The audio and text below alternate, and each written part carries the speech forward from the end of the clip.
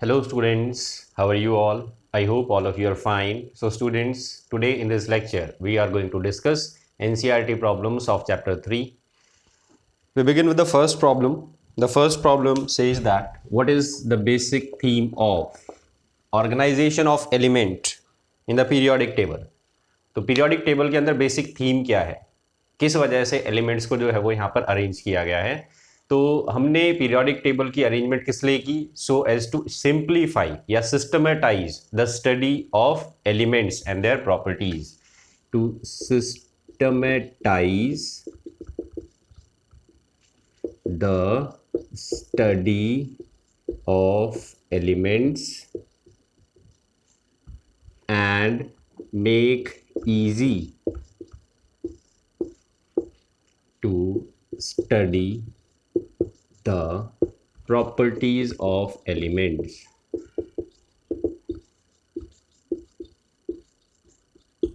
तो इस वजह से हमने पीरियोडिक टेबल जो है उसकी फॉर्मेशन की थी, ताकि इतने सारे एलिमेंट्स जो है उनको पढ़ने में, उनकी प्रॉपर्टीज़ को याद रखने में कोई प्रॉब्लम ना आए। चलिए अब चलते हैं नेक्स्ट क्वेश्चन पे।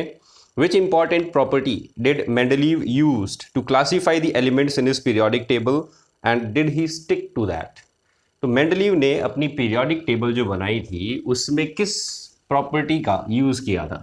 तो हमने पढ़ा था Mendeleev's periodic law. Mendeleev's periodic law की स्टेटमेंट क्या है, हम लिख चुके हैं ऑलरेडी कि भाई the properties of element are the periodic function of their atomic mass या एटॉमिक वेट। तो ये मेंडलीव पीरियोडिक लॉ के अंदर बोला गया था।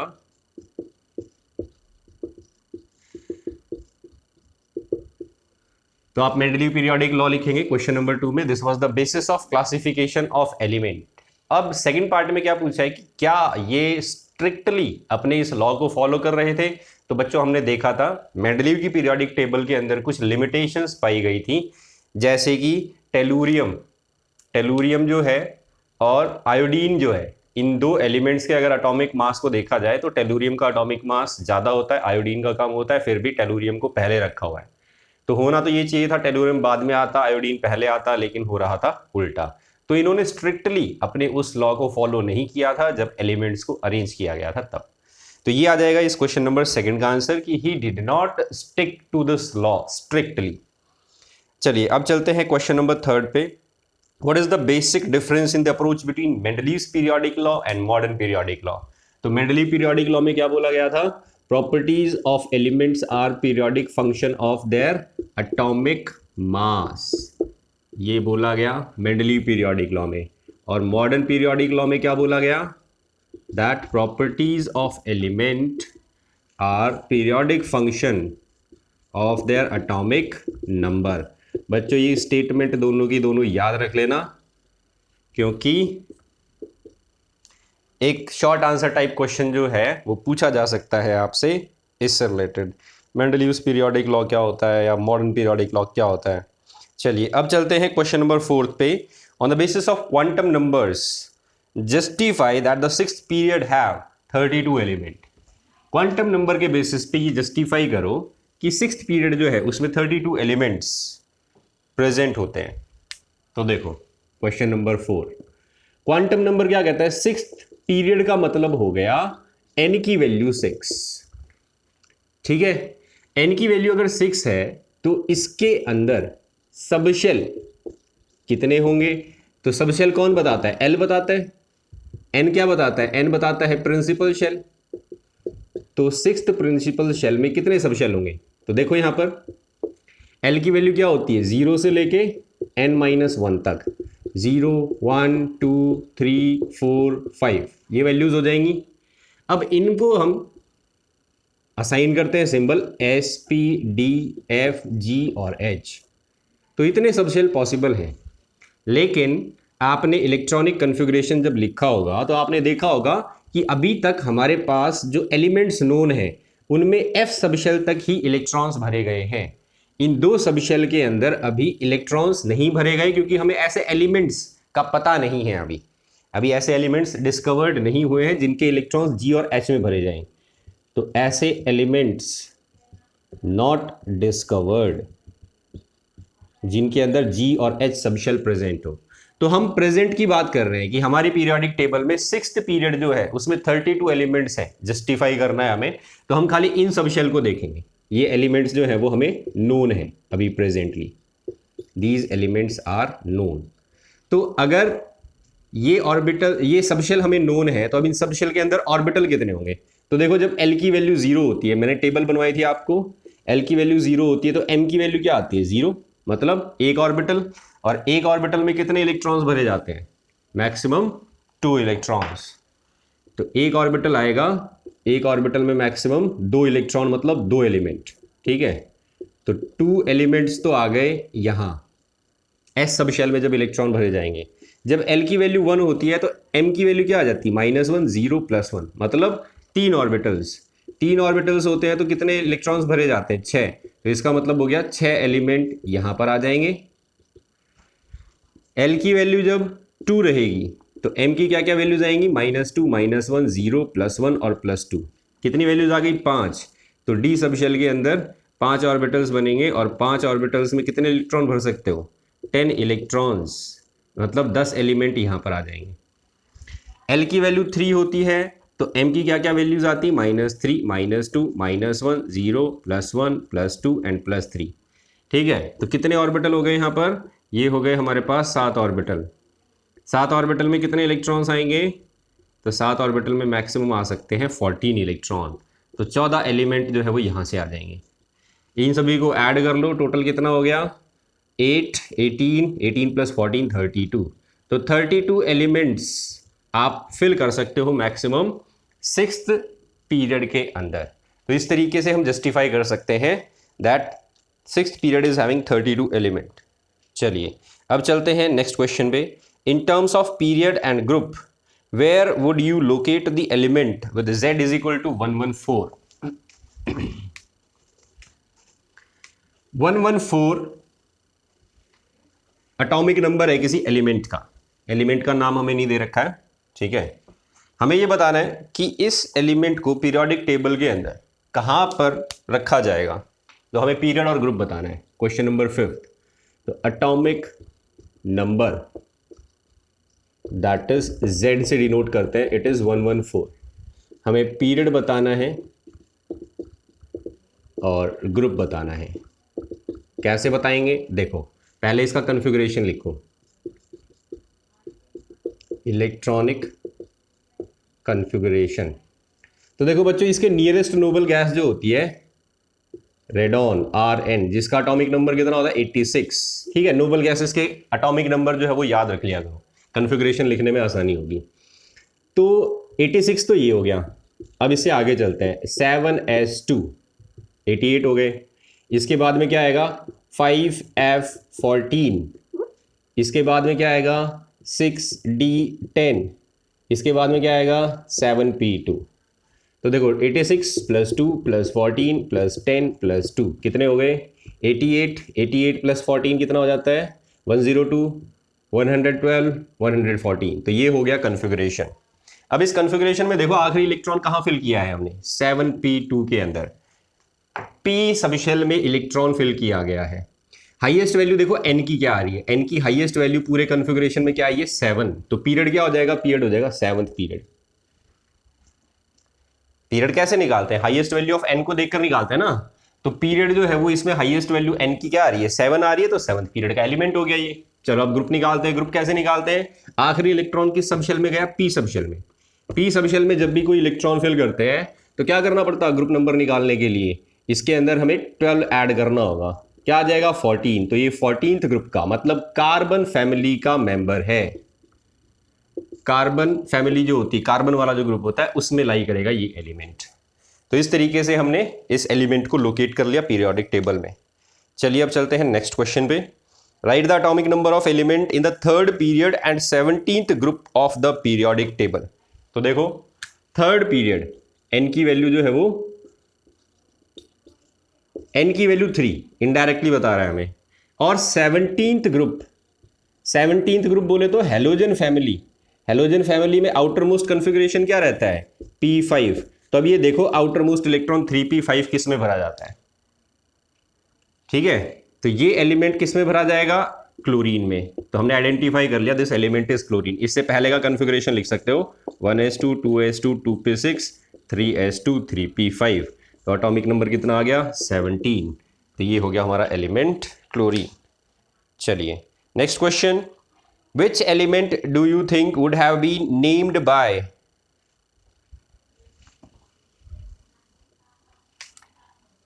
ये कुछ डिस्कवरर थे। तो आपने पीरियोडिक टेबल के अंदर कई एलिमेंट्स के नाम देखे होंगे, तो वो एलिमेंट्स के जो नाम है वो उनके डिस्कवरर के नाम के ऊपर रखे गए हैं।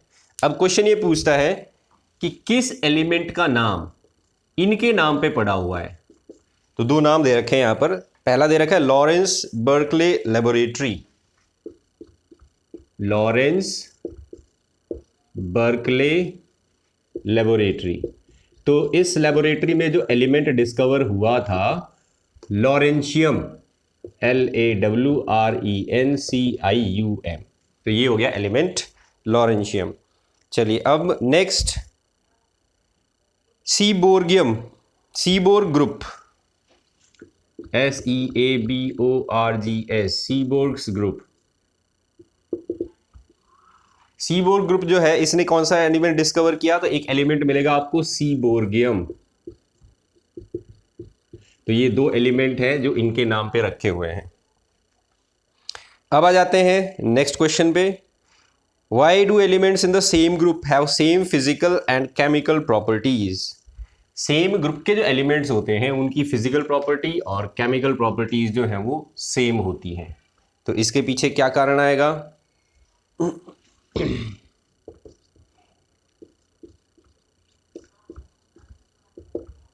सेम ग्रुप के अंदर फिजिकल और केमिकल प्रॉपर्टीज सेम पाई जाती हैं। क्यों, एक ही रीजन आता है बच्चों, सेम इलेक्ट्रॉनिक कॉन्फ़िगरेशन। तो आपने देखा होगा फर्स्ट ग्रुप के एलिमेंट्स जो हैं they are highly reactive in nature. क्यों है हाईली रिएक्टिव, क्योंकि सभी के अंदर NS1 कॉन्फ़िगरेशन है। ठीक है, लिथियम से अगर हम शुरू करें 2s1 3s1 4s1 5s1 6s1 7s1, सभी के अंदर सेम कॉन्फ़िगरेशन आ रहा है, इसी वजह से इनकी प्रॉपर्टीज सेम होती है। So this is the only reason why the elements they exhibit similar physical and chemical properties. और इसी प्रॉपर्टी के बेसिस पे तो हमने पीरियोडिक टेबल बनाई थी। मॉडर्न पीरियोडिक टेबल में किन एलिमेंट्स को एक ग्रुप में रखा हुआ है, which elements are placed in one group in a modern periodic table? So answer is elements having similar electronic configuration, they are placed in the same group. तो same group में ऐसे elements को रखा है, इसी वजह से उनकी प्रॉपर्टी सेम है, और प्रॉपर्टी सेम है इसी वजह से उनको पढ़ना आसान है, उनको याद रखना आसान है। अब अगर मैं आपसे ये पूछूं कि ये बताओ पोटेशियम जो है उसकी प्रॉपर्टीज कैसी होंगी, तो आपको ये पता है पोटेशियम जो है वो एल्कली मेटल है और फर्स्ट ग्रुप में रखा हुआ है। और अगर आपको सोडियम की प्रॉपर्टीज ध्यान है तो आप इजीली प्रिडिक्ट कर सकते हो पोटेशियम की प्रॉपर्टीज क्या क्या होंगी। तो इस तरीके से हम किसी एलिमेंट की अगर हमें प्रॉपर्टी नहीं भी पता होती उसकी भी हम प्रिडिक्ट कर देते हैं if we know the property of any element of that group. चलिए अब नेक्स्ट क्वेश्चन पे चलते हैं, what is atomic radii and ionic radii mean to you. तो ये क्वेश्चन बच्चों मैं आपको कॉपी में लिखवा चुका हूं। एटॉमिक रेडियाई जो है उसका मतलब क्या होता है, this is the radius of atom. और आयनिक रेडियाई जो है उसका मतलब क्या होता है, this is the radii of an ion. अब आयन जो है वो कैटायन भी हो सकता है और एनायन भी हो सकता है। तो जो भी आयन होगा, चाहे वो कैटायन हो चाहे वो एनायन हो, उसकी radii is called ionic radii. तो ये आप अपने नोट्स में देख के इस क्वेश्चन को लिख लेना। अगला क्वेश्चन आता है, how do atomic radii very in a period and a group, how do you explain the variation. ये भी मैं आपको नोट्स में लिखवा चुका हूँ कि एटॉमिक रेडियाई का वेरिएशन कैसे होगा, पीरियड में और ग्रुप में किस तरीके से वेरी होती है।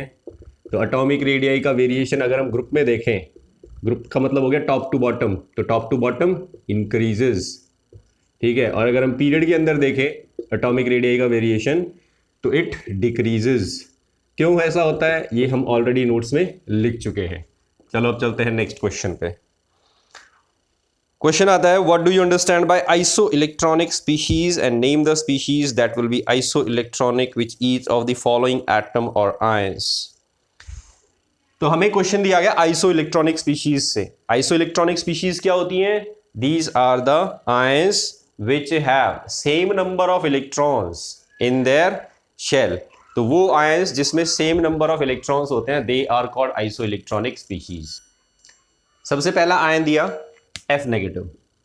F नेगेटिव के आइसो इलेक्ट्रॉनिक स्पीशीज बताइए क्या क्या होंगे। तो सबसे पहले बच्चों इसका एटॉमिक नंबर लिख लो। फ्लोरीन का एटॉमिक नंबर कितना होता है? 9। एक इलेक्ट्रॉन इसने कहीं से एक्स्ट्रा ले लिया तो इसमें इलेक्ट्रॉन हो गए 10। अब 10 इलेक्ट्रॉन वाले एटम्स और आयंस जो है वो आपको यहां पर लिखने हैं। तो क्या क्या हो जाएंगे बताओ अब। तो हम शुरुआत करते हैं पीरियोडिक टेबल में। देखो, lithium, beryllium, boron, carbon, nitrogen, oxygen, fluorine, neon, इसके बाद में सोडियम, मैग्नीशियम, एल्यूमिनियम। तो ये सभी एलिमेंट्स जो है वो इस फ्लोरीन के आसपास मिलते हैं हमें। लिथियम की बात छोड़ दो क्योंकि लिथियम जो है वो इतने ज़्यादा इलेक्ट्रॉन गेन नहीं कर सकता। कार्बन भी इलेक्ट्रॉन गेन नहीं करता, तो कार्बन इलेक्ट्रॉन शेयर करता है, तो कार्बन तक हम हटा देते हैं। इनको देखते हैं, इसके पास 10 इलेक्ट्रॉन है। तो नाइट्रोजन का एटॉमिक नंबर कितना है? 7। 7 में अगर ये 3 इलेक्ट्रॉन ऐड कर ले कहीं से तो ये इसके जैसा बन जाएगा। तो N3- is iso electronic with F-। ठीक है। ऑक्सीजन के पास कितने इलेक्ट्रॉन्स होते हैं? 8। 2 इलेक्ट्रॉन कहीं से ये गेन कर ले तो ये भी बन जाएगा फ्लोरीन के जैसा। तो ये आ जाएगा O2- is iso electronic with F negative. ठीक है। ऐसे ही नियॉन जो है इसमें तो होते ही ऑलरेडी 10 इलेक्ट्रॉन है, तो नियॉन पे कोई चार्ज नहीं आएगा। सोडियम की बात करें तो सोडियम जो है उसमें 11 इलेक्ट्रॉन्स होते हैं। अगर ये अपना एक इलेक्ट्रॉन लूज कर दे तो इसके ऊपर क्या आ जाएगा? पॉजिटिव चार्ज, और इसमें 10 इलेक्ट्रॉन हो जाएंगे, तो ये बन गया आइसो इलेक्ट्रॉनिक। मैग्नीशियम जो है उसको देखो, 12 इलेक्ट्रॉन्स होते हैं, इसका एटॉमिक नंबर 12 होता है। अगर ये 2 इलेक्ट्रॉन लूज कर दे तो 10 इलेक्ट्रॉन हो जाएंगे, मतलब Mg2 is iso electronic with F negative. Aluminium का एटॉमिक नंबर होता है 13। अगर ये 3 इलेक्ट्रॉन लूज कर दे तो इसमें भी 10 इलेक्ट्रॉन हो जाएंगे, तो Al3 is iso electronic with F negative. तो इस तरीके से आप ये निकाल सकते हो कि F नेगेटिव के साथ कौन कौन आइसो इलेक्ट्रॉनिक रहेगा।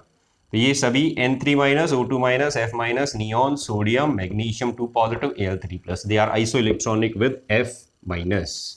चलिए अब चलते हैं नेक्स्ट। सेकेंड आयन इन्होंने दिया आर्गन। आर्गन के जैसा आइसो इलेक्ट्रॉनिक जो है वो कौन कौन होगा? बी। आर्गन का एटॉमिक नंबर देख लो बच्चों कितना होता है। तो हीलियम, नियॉन, आर्गन। ठीक है। तो इसका आ जाएगा 18 एटॉमिक नंबर है, मतलब 18 इलेक्ट्रॉन है इसमें। तो अब इसके आसपास के एलिमेंट्स देख लो कौन कौन से होते हैं। तो थर्ड पीरियड में लाई करता है ये। थर्ड पीरियड में phosphorus, sulphur, chlorine, argon, potassium, calcium, ये एलिमेंट्स हो जाएंगे। अब देखो इसके पास 18 इलेक्ट्रॉन है, फॉस्फोरस के पास 15 इलेक्ट्रॉन होते हैं। अगर ये 3 इलेक्ट्रॉन कहीं से गेन कर ले तो क्या बन जाएगा? 18 इलेक्ट्रॉन हो जाएंगे उसके, तो ये बन जाएगा P3-। सल्फर के पास 16 इलेक्ट्रॉन है, ये 2 इलेक्ट्रॉन कहीं से गेन कर ले तो ये इसके जैसा बन जाएगा। क्लोरीन के पास 17 इलेक्ट्रॉन है, ये अगर 1 इलेक्ट्रॉन कहीं से गेन कर ले तो ये भी इसके जैसा बन जाएगा। तो ये 3 आयन तो ये आ गए जो आइसो इलेक्ट्रॉनिक होंगे आर्गन के साथ। पोटेशियम के पास कितने इलेक्ट्रॉन होते हैं? 19। 1 इलेक्ट्रॉन लूज कर देगा, कितने हो जाएंगे? 18। तो क्या बन जाएगा? K पॉजिटिव, ये भी आइसो इलेक्ट्रॉनिक हो जाएगा। ऐसे ही कैल्शियम है। कैल्शियम जो है इसके पास 20 इलेक्ट्रॉन होते हैं, -2 इलेक्ट्रॉन कर दो तो 18 आ जाएंगे, तो Ca2+। तो ये सभी क्या है? Isoelectronic with argon. तो ये हो जाएगा हमारा आर्गन के लिए आइसो इलेक्ट्रॉनिक स्पीशीज का आंसर। नेक्स्ट आ जाता है मैग्नीशियम। तो Mg2+ के लिए आइसो इलेक्ट्रॉनिक स्पीशीज जो है वो हमें आइडेंटिफाई करने हैं। तो लिख लो भाई, कैसे आइडेंटिफाई करोगे? मैग्नीशियम का एटॉमिक नंबर लिख लो, उस पर पॉजिटिव चार्ज जितना है उतने इलेक्ट्रॉन माइनस कर दो, फिर देख लो कि उसका आइसो इलेक्ट्रॉनिक क्या क्या बनते हैं। तो थर्ड दिया इन्होंने Mg2+। Mg2+ में 12 इलेक्ट्रॉन होते हैं, 2 इलेक्ट्रॉन माइनस कर दो, कितने बच गए? 10 इलेक्ट्रॉन। तो अभी आपको मैंने F नेगेटिव के आइसो इलेक्ट्रॉनिक बताए थे, वो सभी जो है वो Mg2+ के भी आइसो इलेक्ट्रॉनिक होंगे। ठीक है। तो N3-, O2-, F-, neon, Na positive, Mg2+ and Al3 positive, these are all isoelectronic with Mg2+। ठीक है। तो इनमें से कोई भी आयन दे सकता है आपसे। F नेगेटिव का आइसो इलेक्ट्रॉनिक ये भी ये रहेंगे, नियॉन के आइसो इलेक्ट्रॉनिक बताओ तो भी यही रहेंगे, Na+ के आइसो इलेक्ट्रॉनिक बताओ तो भी यही रहेंगे, Mg2+ के आइसो इलेक्ट्रॉनिक बताओ तो भी यही रहेंगे। ठीक है। तो इस तरीके से ये सभी एक दूसरे के आइसो इलेक्ट्रॉनिक है, तो आप ऐसे सॉल्व कर सकते हो इसको। चलिए नेक्स्ट क्वेश्चन पूछ रहा है R B positive.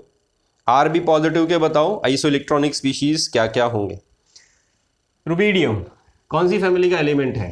R B is a family member of alkali metals, R B plus. तो अगर इसका एटॉमिक नंबर आइडेंटिफाई करने के लिए कोई बोले तो देखो एटॉमिक नंबर कैसे आइडेंटिफाई करते हैं, hydrogen, lithium, sodium, potassium, rubidium. यहाँ से यहाँ जाते हैं तो क्या होता है, एटॉमिक नंबर 1 + 2 करते हैं। यहाँ से जाते 8 ऐड करेंगे, यहाँ से आगे 8 ऐड करेंगे। तो फर्स्ट सेकंड थर्ड पीरियड तक जो है वो हमारा डी ब्लॉक एलिमेंट स्टार्ट नहीं होता। फिर हम 18 ऐड करते हैं। तो ये 1 था एटॉमिक नंबर, इसका हो गया 3, इसका हो जाएगा 8 + 3 that is 11, 11 + 8 that is 19 and 19 + 18 that is 37। अब इन्होंने क्या बोला, आर बी पॉजिटिव है। तो आर बी पॉजिटिव है तो एक इलेक्ट्रॉन माइनस कर दो, इसमें से कितने बच गए, 36 इलेक्ट्रॉन।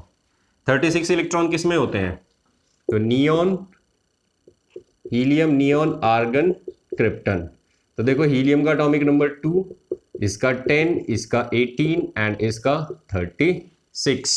तो क्रिप्टन के होते हैं 36। तो एक एलिमेंट तो हमें नोबल गैस ही मिल गया जो आइसो इलेक्ट्रॉनिक हो गया आर बी पॉजिटिव के साथ, दैट इज क्रिप्टन। ठीक है, तो आर बी पॉजिटिव इसमें 36 इलेक्ट्रॉन है, इससे पहले आता है क्रिप्टन, इसमें भी 36 इलेक्ट्रॉन है, तो एक तो आइसो इलेक्ट्रॉनिक यही हो गया। चलिए अब बताओ दूसरा, तो ब्रोमीन, ब्रोमीन का एटॉमिक नंबर होता है 35, एक इलेक्ट्रॉन इसमें ऐड कर दो, Br-1 लगा दो, तो ये बन गया आइसो इलेक्ट्रॉनिक। ब्रोमीन से पहले क्या आता है, तो ब्रोमीन से पहले आता है सेलीनियम।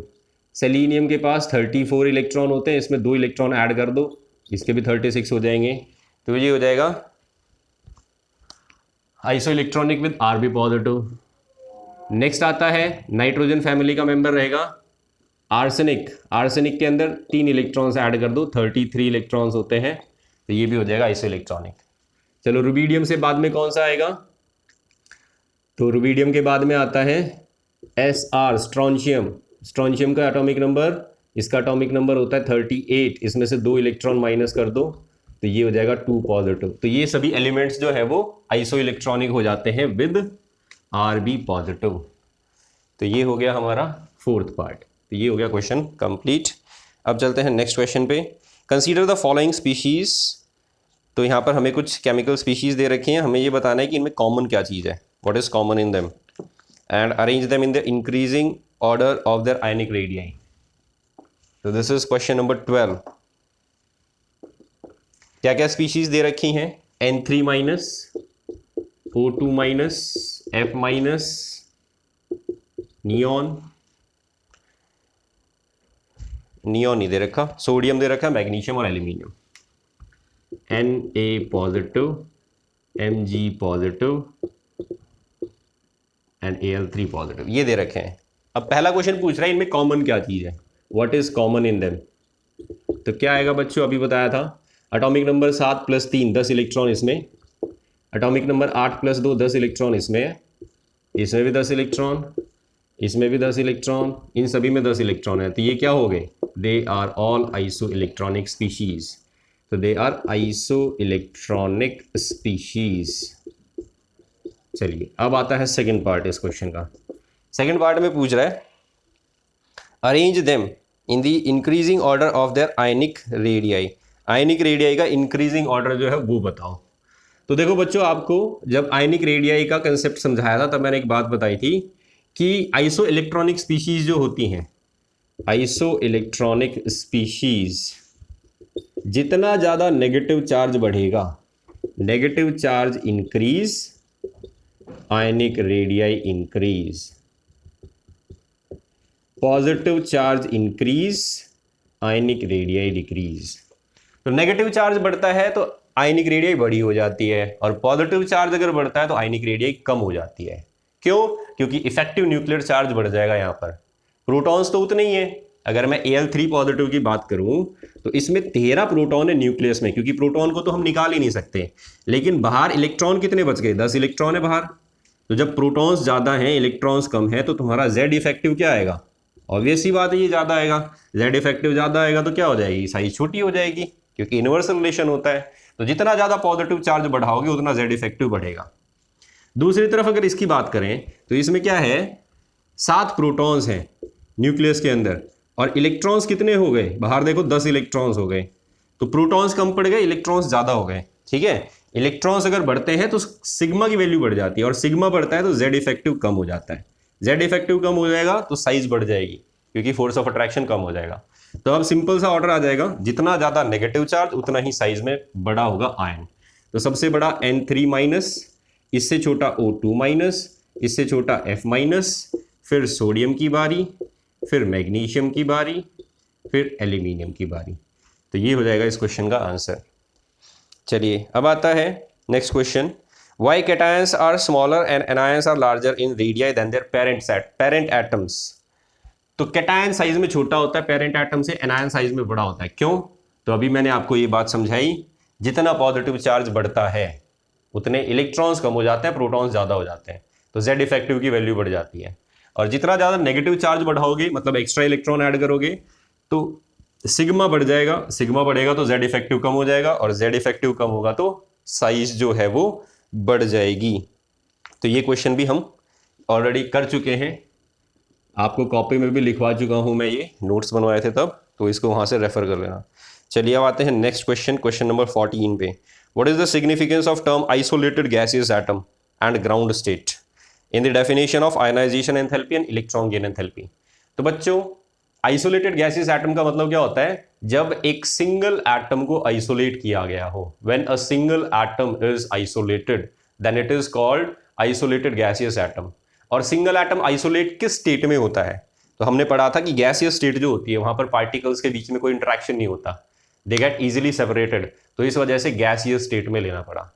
तो आइसोलेटेड गैसियस एटम का मतलब है in the gaseous state when an atom is separated from other particles then it is called isolated gaseous atom। दूसरा टर्म है ग्राउंड स्टेट। तो ये टर्म जो है वो बार बार हम यूज करते हैं। ग्राउंड स्टेट का मतलब होता है कोई भी चीज जिसकी एनर्जी कम हो, ठीक है, ग्राउंड लेवल पे हो, ठीक है, तो उसको बोला जाता है ग्राउंड स्टेट। तो जब हम इलेक्ट्रॉन ऐड करेंगे किसी चीज में, तो वो एटम जो है वो ग्राउंड स्टेट पे होना चाहिए, मतलब उसमें एक्स्ट्रा एनर्जी नहीं होनी चाहिए। जब आप इलेक्ट्रॉन ऐड करोगे तो ऑटोमेटिकली क्या होगी, एनर्जी रिलीज होगी। तो इस वजह से इलेक्ट्रॉन गेन एंथैल्पी के अंदर तो टर्म आया ग्राउंड स्टेट। ग्राउंड स्टेट का मतलब होता है the atom must be low in energy. और आइसोलेटेड गैसेस टर्म आता है आयोनाइजेशन एंथैल्पी की डेफिनेशन में, जिसका मतलब होता है कि in the gaseous state when a single atom is isolated. तो ये हो जाता है मतलब क्वेश्चन नंबर 14 का। अब चलते हैं हम नेक्स्ट क्वेश्चन पे, क्वेश्चन नंबर 15 पे। Energy of electron in the ground state of hydrogen atom is this. Calculate the ionization enthalpy of atomic hydrogen in terms of kilojoule per mole. तो देखो बच्चों, यहां पर एनर्जी दे रखी है इलेक्ट्रॉन की हाइड्रोजन एटम में, और कितनी वैल्यू दे रखी है, the value of energy is -2.18 into 10⁻18 joule. अब हमसे क्या पूछ रहा है कि ये एनर्जी जो है वो जूल में है एक इलेक्ट्रॉन की। This is the ionization energy. तो इसका मतलब क्या हुआ, इतनी एनर्जी हमें सप्लाई करनी पड़ेगी अगर किसी इलेक्ट्रॉन को हाइड्रोजन एटम में से निकालना है तो। ठीक है, अब इसने क्वेश्चन क्या पूछा है कि इस एनर्जी को कन्वर्ट करिए किलोजूल पर मोल में, किलोजूल पर मोल में। तो एक इलेक्ट्रॉन की एनर्जी इतनी है, तो एक मोल इलेक्ट्रॉन अगर निकालने पड़ जाए एक मोल एटम में से, तो कितनी एनर्जी लगेगी? तो भाई एक मोल इलेक्ट्रॉन जो है वो कितने होते हैं, 2.18 इंटू 10⁻18 मल्टीप्लाइड बाय 6.022 इंटू 10⁻23। एक मोल इलेक्ट्रॉन का मतलब हो गया इतने इलेक्ट्रॉन। ठीक है, एक इलेक्ट्रॉन को निकालने में इतनी एनर्जी लगी है, तो इतने सारे इलेक्ट्रॉन्स को निकालने में कितनी एनर्जी लगेगी, इसको मल्टीप्लाई कर दिया तो ये आ गई आंसर जूल में। इतनी जूल एनर्जी लगेगी to remove 1 mole of electron. अब हमें पूछा गया है किलो जूल पर मोल में, बताओ। तो जूल को किलो जूल में कन्वर्ट कर लो, कैसे करते हैं, डिवाइड कर दो 1000 से। तो ये जो वैल्यू आई है जूल में, ये कन्वर्ट हो जाएगी किलो जूल में, डिवाइड बाय 1000, आंसर आ गया किलो जूल पर मोल। तो ये हो गया हमारा question number 15। This is question number 15। तो इस तरीके से आप एक इलेक्ट्रॉन की एनर्जी को किलो जूल पर मोल में कन्वर्ट कर सकते हो। नेक्स्ट क्वेश्चन आता है, among the second period elements the actual ionization energy are in the order. Explain why beryllium has higher ionization enthalpy than boron, oxygen has lower ionization enthalpy than nitrogen and fluorine. तो यहां पर देखो बच्चों, एक तो exception देखा गया है जो पूछ रहा है आपसे क्वेश्चन में, क्वेश्चन नंबर 16 में दो पूछ रहा है बात कि ये ऑर्डर देखा जाता है आयोनाइजेशन एंथैल्पी का, लिथियम इससे ज़्यादा होती है बेरिलियम की, फिर बोरॉन, फिर कार्बन, फिर इसके बाद में जो है वो oxygen, nitrogen, fluorine and neon. तो सेकंड पीरियड के अंदर आयोनाइजेशन एंथैल्पी का वेरिएशन है, variation of ionisation enthalpy in second period. तो देखो यहां पर तुम्हें वैसे तो सब सीक्वेंस वाइज लगेंगे, लेकिन यहां पर डिफरेंस जो है वो ऑर्डर में तुम्हें दिखाई देगा। नाइट्रोजन पहले आता है ऑक्सीजन से, लेकिन यहां पर ऑक्सीजन की आयोनाइजेशन एंथैल्पी क्या है, कम है नाइट्रोजन से। तो ये पॉइंट याद रख लेना, ये एक्सेप्शन है। नाइट्रोजन की आयोनाइजेशन एंथैल्पी ऑक्सीजन से ज्यादा होती है। क्यों होती है ये मैंने आपको एक्सप्लेन किया था लेक्चर के अंदर, जब हमने फैक्टर्स अफेक्टिंग आयोनाइजेशन एनर्जी जो है वो डिस्कस किए थे। तो इसने क्वेश्चन क्या पूछा, पहला क्वेश्चन ये पूछ रहा है कि ये ऑर्डर होता है सेकंड पीरियड का। अब ये बताओ बेरिलियम जो है उसकी आयोनाइजेशन एंथैल्पी बोरॉन से ज्यादा क्यों है। अब यहां पर बेरिलियम जो है ये भी पहले लिखा हुआ है, ये भी दूसरा एक्सेप्शन आता है, ठीक है। तो बेरिलियम की आयोनाइजेशन एंथैल्पी बड़ी है बोरॉन से, वाई। इसका एटॉमिक नंबर लिखो 4, कॉन्फ़िगरेशन लिखो 1s2 2s2। इसका configuration atomic number 5 1s2 2s2 2p1। 2s subshell पूरा भरा हुआ है, तो इसको बोलेंगे फुल्ली फिल्ड इलेक्ट्रॉनिक कॉन्फ़िगरेशन। जबकि यहां पर ऐसा कुछ भी नहीं है, ये पार्शियली है, ना तो ये फुल्ली फिल्ड है ना ये हाफ फिल्ड है, ठीक है। तो neither fully filled nor half filled, nor half filled. तो जब ऐसा रहेगा तो इसको क्या मिलेगी, इसको एक्स्ट्रा स्टेबिलिटी मिल जाएगी इस कॉन्फ़िगरेशन की वजह से। एक्स्ट्रा स्टेबिलिटी मिल गई तो अब ये ज्यादा स्टेबल हो गया, और ज्यादा स्टेबल एटम को अगर तुम्हें डीस्टेबलाइज करना है, आयोनाइजेशन एंथैल्पी चेक कर रहे हो ना, तो इलेक्ट्रॉन निकालने की बात कर रहे हो, तो ये चीज अगर स्टेबल है तो ये अनस्टेबल नहीं होना चाहेगी, और नहीं होना चाहेगी तो तुम्हें ज्यादा एनर्जी सप्लाई करनी पड़ेगी यहां पर। तो इस वजह से बेरिलियम जो है उसकी आयोनाइजेशन एंथैल्पी बोरॉन से ज्यादा होती है, because it has a fully filled electronic configuration which provides it an extra stability. Therefore, it is difficult to remove an electron from this beryllium. लेकिन यहां पर जो है ना तो ये फुल्ली फिल्ड है ना ये हाफ फिल्ड है, तो इसके पास कोई एक्स्ट्रा स्टेबिलिटी नाम की चीज नहीं है। इस वजह से इसका इलेक्ट्रॉन निकालना जो है वो कंपैरेटिवली इजी है। तो ये तो हो गया इसका आंसर। अब देखो सेकंड पार्ट जो है इस क्वेश्चन का क्या पूछ रहा है। सेकंड पार्ट में पूछ रहा है कि ये जो सेकंड एक्सेप्शन मैंने लिखा है यहां पर ऑर्डर जो है वो ये क्यों आ रहा है, oxygen has lower ionization enthalpy than nitrogen and fluorine. Second part में पूछा ऑक्सीजन की वैल्यू नाइट्रोजन और फ्लोरीन से लो है, क्यों है ऐसा। तो इसका भी एटॉमिक नंबर लिख लो भाई। ऑक्सीजन का एटॉमिक नंबर होता है 8, कॉन्फ़िगरेशन होता है 1s2 2s2 2p4। नाइट्रोजन का 7 होता है atomic number 1s2 2s2 2p3, और फ्लोरीन का atomic number 9, configuration 1s2 2s2 2p5। अब देखो यहाँ पर ये जो कॉन्फ़िगरेशन है ये हाफ फिल्ड कॉन्फ़िगरेशन है, और हाफ फिल्ड कॉन्फ़िगरेशन में क्या होता है, एक्स्ट्रा स्टेबिलिटी होती है, ठीक है। तो एक्स्ट्रा स्टेबिलिटी की वजह से क्या हो गया, इसकी स्टेबिलिटी बढ़ गई, और स्टेबिलिटी बढ़ गई तो अगर तुम्हें इसमें से इलेक्ट्रॉन निकालना है तो तुम्हें क्या करना पड़ेगा, तुम्हें इसको अनस्टेबल करना पड़ेगा। तो ऐसा ये इजीली नहीं कर पाएगा इसी वजह से, और इसी वजह से हमें पहला इलेक्ट्रॉन निकालने में ही क्या करना पड़ता है, ज़्यादा एनर्जी सप्लाई करनी पड़ती है। यहाँ पर ऐसा कुछ भी नहीं था, ना तो ये हाफ फिल्ड है ना ये फुल्ली फिल्ड है, ठीक है। तो इस वजह से नाइदर फुल्ली फिल्ड, तो कोई स्टेबिलिटी नाम की, एक्स्ट्रा स्टेबिलिटी नाम की यहाँ पर चीज़ नहीं है, इस वजह से यहाँ से इलेक्ट्रॉन निकालना कंपैरेटिवली ईजी है। अब फ्लोरीन की इलेक्ट्रॉन आयोनाइजेशन एंथैल्पी से ज़्यादा क्यों है, तो देखो फ्लोरीन के केस में क्या हो गया, इलेक्ट्रॉन्स बढ़ गए, इलेक्ट्रॉन्स बढ़ गए तो Z इफेक्टिव ये बढ़ गया, Z इफेक्टिव बढ़ गया, इस वजह से इसकी आयोनाइजेशन एंथैल्पी इससे ज़्यादा होगी। तो नाइट्रोजन के केस में एक्स्ट्रा स्टेबिलिटी थी, इस वजह से नाइट्रोजन जो है उसकी आयनाइजेशन एंथैल्पी ऑक्सीजन से ज्यादा होती है। अदरवाइज ऑर्डर जो है वो आपका उसी अरेंजमेंट में चलता रहेगा। ठीक है, तो इसका दोनों का ध्यान रखना। फ्लोरीन का तो सिंपल सा कंसेप्ट है, फ्लोरीन का एटॉमिक नंबर ज्यादा है, जेड इफेक्टिव ज्यादा है, इस वजह से उसकी साइज छोटी रहेगी और उसकी आयनाइजेशन एंथैल्पी ज्यादा रहेगी, दोनों से, नाइट्रोजन से भी ऑक्सीजन से भी। चलिए, तो ये क्वेश्चन हो गया। अब आते हैं नेक्स्ट क्वेश्चन पे। नेक्स्ट क्वेश्चन पूछ रहा है, how would you explain the fact that first ionisation enthalpy of sodium is lower than that of magnesium but second ionisation enthalpy is higher than that of magnesium. तो बच्चों, ये question मैं आपको already लिखवा चुका हूँ, नोट से बना रहे थे हम, कि सोडियम की डेल्टा H1 ज़्यादा होती, डेल्टा H1 कम होती है मैग्नीशियम से, लेकिन डेल्टा H2 ज़्यादा होती है मैग्नीशियम से। तो ये क्वेश्चन हम ऑलरेडी कर चुके हैं। Delta H1 of sodium is less than delta H1 of magnesium. ठीक है, डेल्टा H का मतलब IE1, तो आपने ये लिखा होगा आयोनाइजेशन एंथैल्पी, और IE2 of sodium is greater then IE2 of magnesium. तो आप इसको अपने नोट से रेफर कर लेना। अब हम चलते हैं नेक्स्ट क्वेश्चन पे। नेक्स्ट क्वेश्चन जो है इसमें पूछा गया है, what are the various factors due to which ionisation enthalpy of main group elements tends to decrease down the group. किस फैक्टर की वजह से ionisation enthalpy decreases down the group.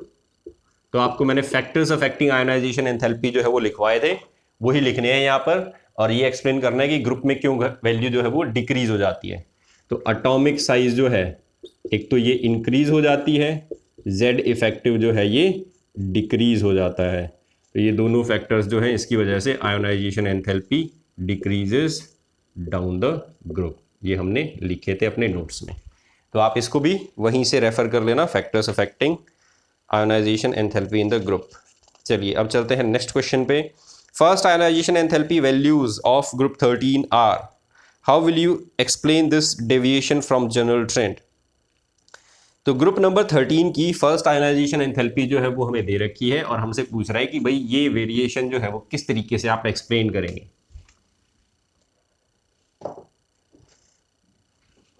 तो ये क्वेश्चन जो है वो हम पी ब्लॉक एलिमेंट एक चैप्टर आएगा, उसके अंदर भी हम ये क्वेश्चन जो है वो देखते हैं। बोरॉन की आयोनाइजेशन एंथैल्पी दे रखी है 801, aluminium, gallium, indium and thallium. तो ये 5 एलिमेंट्स हैं ग्रुप नंबर 13 के। 577, 579, इसके बाद में 558 और 589। तो ये ज़्यादा अच्छे से आपको समझ में आएगा जब हम पी ब्लॉक एलिमेंट्स करेंगे तब, लेकिन मैं यहाँ पर भी आपको रीज़न बता देता हूँ इसका कन्फिग्रेशन लिखो बच्चों बोरॉन का, 1s2 2s2 2p1। ठीक है, तो ये कन्फिग्रेशन हो गया। तो इसको मैं ऐसे भी लिख सकता हूँ, this is helium, noble gas लिख दो। यहाँ पर क्या आ जाएगा, हीलियम से नीचे नियॉन, 3s2 3p1। यहाँ पर क्या आ जाएगा, हीलियम के बाद में नियॉन, नियॉन के बाद में आर्गन, 4s2, इसके बाद में क्या भरते हैं हम 3d10, और फिर आएगा 4p1। फिर आर्गन के बाद में क्या आता है, क्रिप्टन, 5s2, 5s2 के बाद में क्या आ जाएगा 4d10 5p1। अब इसके बाद में देखो यहाँ पर क्या आ जाएगा, क्रिप्टन के बाद में xenon, 6s2 4f14 5d10 6p1। तो जैसे जैसे हम नीचे जा रहे हैं एटॉमिक नंबर इंक्रीज हो रहा है। एटॉमिक नंबर इंक्रीज होने के साथ साथ ये देखो, जब आप एल्यूमिनियम से गैलियम पे गए तो आपने डी सबशेल के अंदर इलेक्ट्रॉन भरे, और यहां देखो जब आप इंडियम से थेलियम पे गए तो आपने एफ सबशेल के अंदर इलेक्ट्रॉन्स भरे। तो इन दोनों के अंदर जो शेल्स थे वो सेम थे, लेकिन यहां पर क्या आ गया, एक डी सबशेल ऐड हो गया। फिर इन दोनों के अंदर सबशेल सेम थे, फिर यहां पर आएगा तो एफ सबशेल ऐड हो गया। और आपको एक बात समझाई थी, स्क्रीनिंग इफेक्ट। स्क्रीनिंग इफेक्ट, सबसे ज्यादा स्क्रीनिंग कौन करता है, एस सबशेल का इलेक्ट्रॉन, क्योंकि वो न्यूक्लियस के सबसे ज्यादा पास होता है। तो जब आप सिग्मा की वैल्यू लेते हो तो आप क्या करते हो, एन के लिए तो होती है 0.35, n-1 के लिए होती है 0.85, और n-2 के लिए क्या होती है 1। तो 1 का मतलब ये इलेक्ट्रॉन जो अंदर वाले शेल में है वो सबसे ज़्यादा स्क्रीन करते हैं। स्क्रीनिंग कांस्टेंट ज़्यादा मतलब स्क्रीनिंग ज़्यादा। तो अंदर की तरफ कौन से सब शेल होते हैं? एस और पी, क्योंकि ये दोनों साइज में क्या होते हैं? छोटे होते हैं। डी और एफ जो है वो साइज में बड़े होते हैं। तो इनका स्क्रीनिंग इफेक्ट क्या रहता है? पुअर होता है। इसी वजह से जब डी और एफ सब शेल भरे जाने लगते हैं तो हमारा सिग्मा जो है वो क्या आता है? आउटर वाला आता है। तो डी और एफ साइज में बड़े होते हैं, इस वजह से इनका स्क्रीनिंग कांस्टेंट जो है वो सबसे कम रहता है और ये कम स्क्रीन कर पाते हैं। स्क्रीनिंग कम करेगा, लेकिन कितने इलेक्ट्रॉन भर दिए यहां पर? 10 इलेक्ट्रॉन। तो 10 इलेक्ट्रॉन ऐड कर रहे हो तो न्यूक्लियस के अंदर 10 प्रोटॉन भी तो ऐड करोगे। प्रोटॉन्स बढ़ा दिए, स्क्रीनिंग कम कर दी, तो क्या हो जाएगा? जेड इफेक्टिव बढ़ जाएगा, क्योंकि जेड इफेक्टिव का तो सिंपल सा फॉर्मूला है ना, जेड माइनस सिग्मा। जेड बढ़ा रहे हो, जेड का मतलब एटॉमिक नंबर, तो एटॉमिक नंबर बढ़ रहा है और सिग्मा की वैल्यू कम हो रही है, तो जेड इफेक्टिव बढ़ेगा। तो जब हम एल्यूमिनियम से गैलियम पे आते हैं तो जेड इफेक्टिव एकदम से बढ़ जाता है ज्यादा। ठीक है, एकदम से बढ़ेगा तो साइज जो है वो ज्यादा इंक्रीज नहीं होगी। इसी वजह से यहां पर आयोनाइजेशन एंथैल्पी जो है उसमें हमें ज्यादा बड़ा चेंज दिखाई नहीं दे रहा। ठीक है, बल्कि इनफैक्ट इसकी जो आयोनाइजेशन एंथैल्पी थी और इसकी आयोनाइजेशन एंथैल्पी है ये थोड़ी सी ज़्यादा है, 2 किलो जूल पर मोल। तो इतनी वैल्यू इसकी ज़्यादा है। तो ये किस वजह से आया? ये इस 3D इलेक्ट्रॉन की वजह से आया। ये स्क्रीनिंग तो कम करता है लेकिन जेड इफेक्टिव को ज़्यादा बढ़वा देता है। तो इस वजह से आयोनाइजेशन एंथैल्पी एक नया शेल ऐड होने के बाद भी, ये सेकेंड पीरियड है, ये थर्ड पीरियड है, ये फोर्थ पीरियड है, चौथा शेल साइज में बड़ा होता है तीसरे से, तो साइज बढ़ रही है। तो आयोनाइजेशन एंथैल्पी जो है वो क्या होनी चाहिए थी? ये कम होनी चाहिए थी, यहां पर डिक्रीज होना चाहिए था वैल्यू में, जैसे यहां पर हुआ, लेकिन डिक्रीज नहीं हो पाई। क्यों नहीं डिक्रीज हो पाई? इस फॉर्मूले की वजह से। इस फॉर्मूले में हमने z की वैल्यू तो बढ़ा दी, सिग्मा की वैल्यू कम कर दी, z इफेक्टिव एकदम से बहुत ज्यादा बढ़ गया, ज्यादा बढ़ गया। इस वजह से गैलियम की साइज जो है वो एल्यूमिनियम के ऑलमोस्ट बराबर सी आ जाती है। अब देखो यहां से यहां जा रहे हैं तो फिर से ड्रॉप हो रहा है, आयोनाइजेशन एंथैल्पी फिर से क्या हो गई? कम हो गई, मतलब साइज बढ़ रही है। यहां से यहां जा रहे हैं फिर से एकदम से क्या हो गया? इंक्रीज हो गई वैल्यू लास्ट में जाके। क्यों इंक्रीज हो रही है? अब यहां देखो क्या किया तुमने 4f के अंदर इलेक्ट्रॉन्स और भर दिए।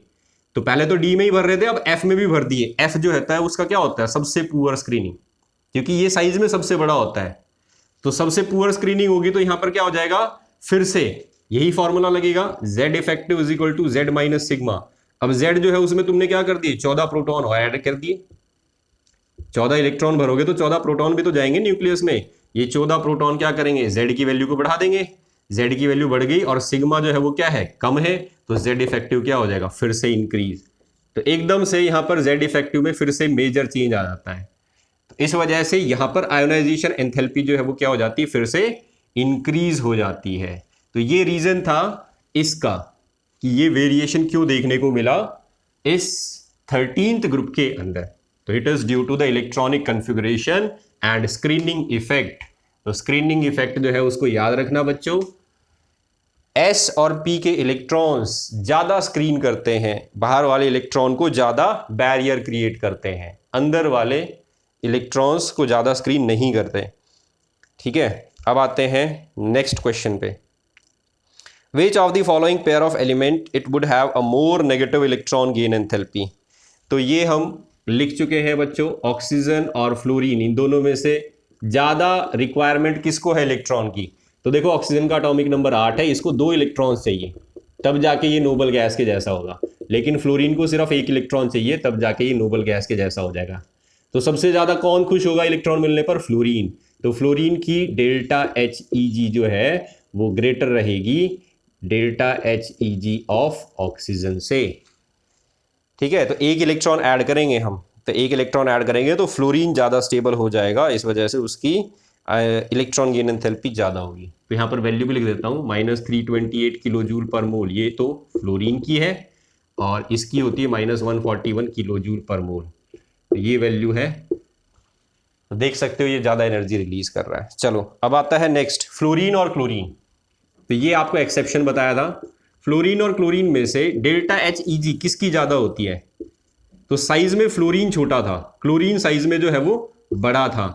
तो जो साइज में छोटा होता है वो ज़्यादा इलेक्ट्रोनेगेटिव होता है, तो ये ज़्यादा एनर्जी रिलीज करनी चाहिए थी इसको, लेकिन आपको मैंने समझाया था कि इसकी साइज छोटी होती है, तो इसमें जब इलेक्ट्रॉन ऐड करते हैं तो इलेक्ट्रॉन इलेक्ट्रॉन रिपल्शन बढ़ जाता है।